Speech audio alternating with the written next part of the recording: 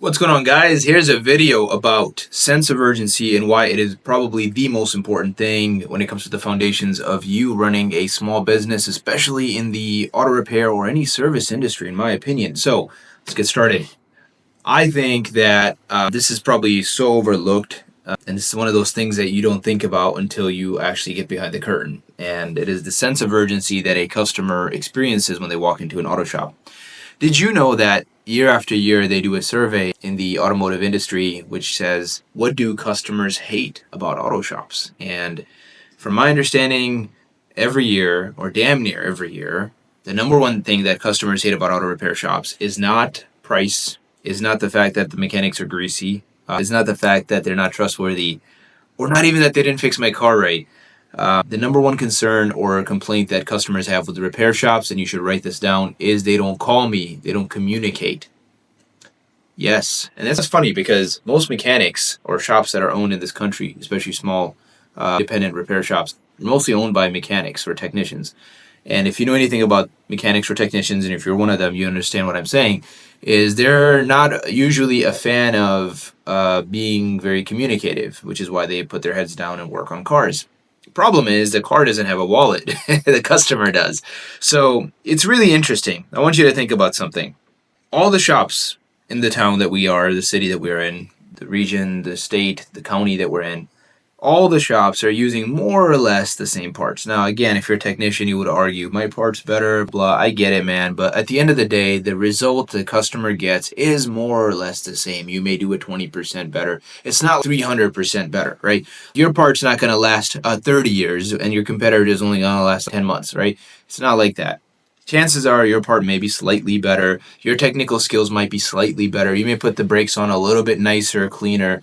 But more or less, the work is the same. More or less. If a customer gets brakes done at our store, they get it done across town at one of our competitors, one of our better competitors, that is, a real competitor, not Johnny in his backyard with a hand ratchet. I'm talking about real shops, right? Shops that have good reviews. They're going to give the same sort of repair to the customer. The product is the same.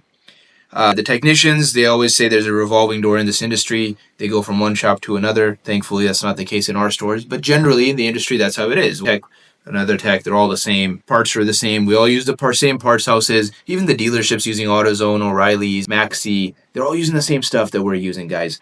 So what do we compete on then? Why is it that your price should be more, right? If that's the case, then auto repair would be a commodity like gold or oil where you can't get it at a different rate. It's just a rate no matter where you go. Imagine if that's the case, which a lot of people do say auto repair is a commodity item. And that's offensive to me because I don't believe that. That's like saying restaurants are a commodity item. You sure as hell know that's not the case because if you go to a 5-star restaurant versus McDonald's, you're expecting a completely different bill. So there's no way that restaurant's a commodity. And I like to believe that we're the same way. We're actually in hospitality.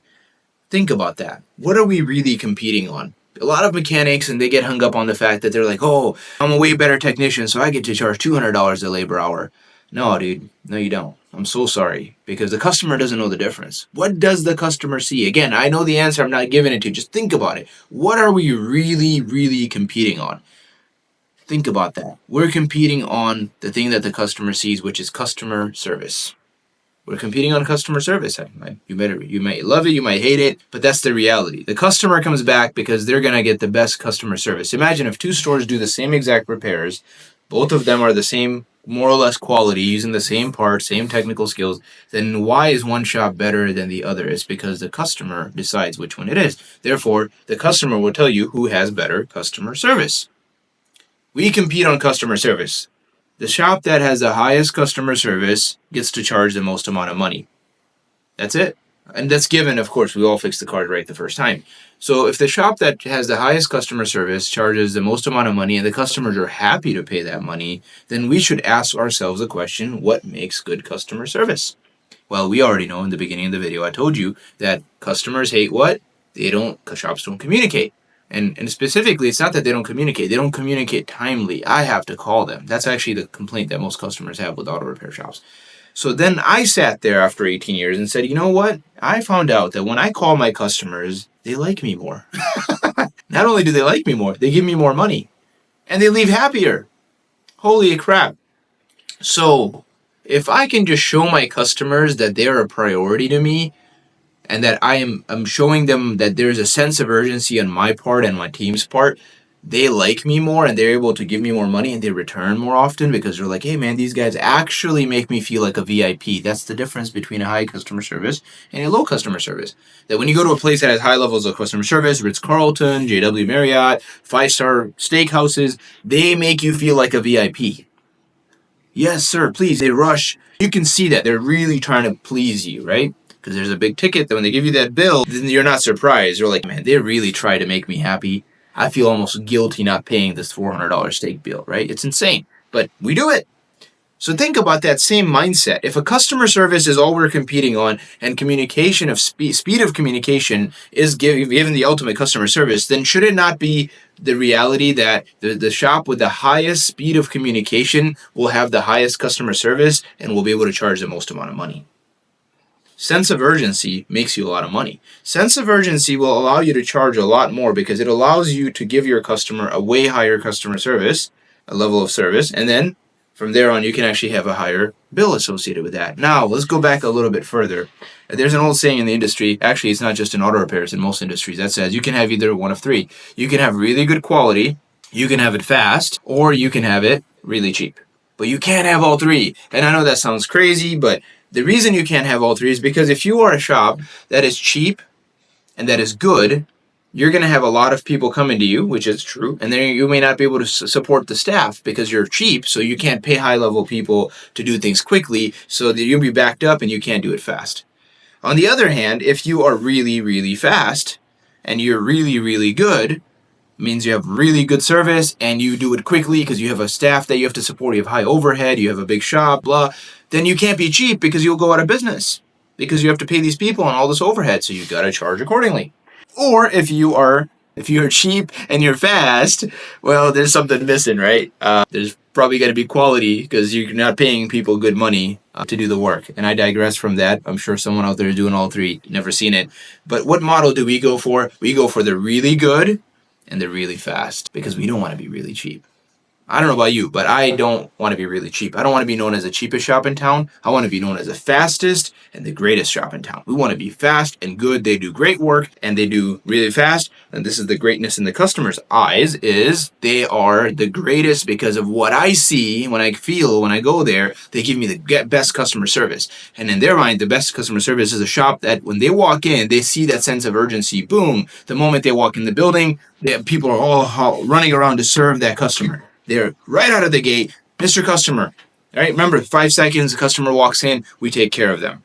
Right? The customer has to see you pull their car in.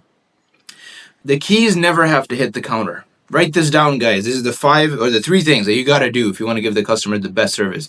They have to see you rush to help them out. They have to see you, Mr. Customer, I'm right here. Keys never hit the counter. The moment they give you the keys, you hand it off to the person that pulls it in. They have to see that car get pulled in immediately. If a car sits on the parking lot after you've written the customer, they're looking at that car and every minute is passing like an hour.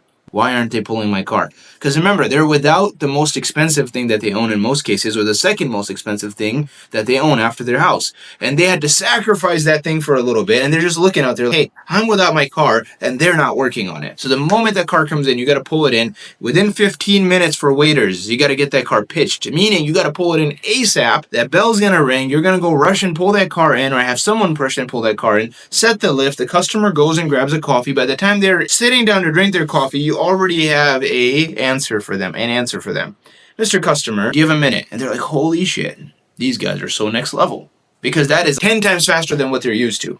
So you blow their brain right out of the gate. You're like, God, man, these guys are absolutely incredible.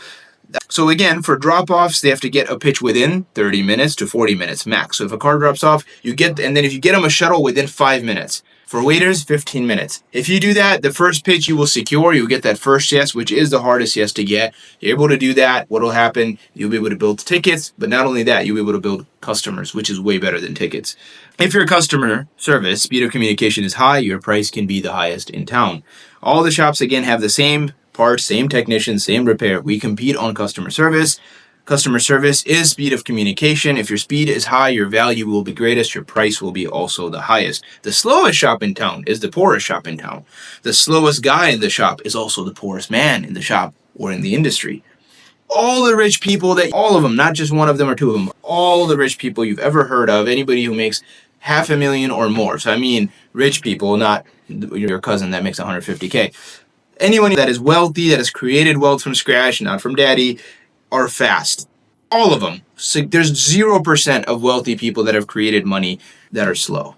And slow on what? On execution. You have to execute quickly. When the work has to get done, you have to get it done now. When a customer comes in, you take care of them now. If you can't do that, you probably shouldn't even be in the service industry, because our job is to serve. And serve when? Now. We have to serve with a sense of urgency. Those of you who have worked with me in a shop, or some of our core people that started out in the beginning with the 5-6 people, you understand the level that we're talking about with sense of urgency is on a whole different level. That is one of the core tenets, the core of what we built this company on. Well, we went from $1 million to 17 million in the last 4 years. Because why? Because we believe that we give the customers what they want. And when you give them what they want, they will give you their votes, and their votes are dollars, and that's where your company will grow. You'll be able to take over, and we are here to serve our customers. And then thereafter, we serve you guys, which is our team, which also hopefully you can see a sense of urgency from me and some of our leadership team. When you need something, we are on it. And if we're not, please call us all out on that. So because we do that for you, we expect you to do that for our customers. I hope this video was helpful, guys. This is a huge part of it. That's why I didn't even get into any specific procedures other than the 3 things that I talked about, the keys never hitting the counter and some of the times. That's going to be for another video, but I wanted you to just see the mindset and the why behind the sense of urgency. I hope that's helpful. I'll see you guys on the next video.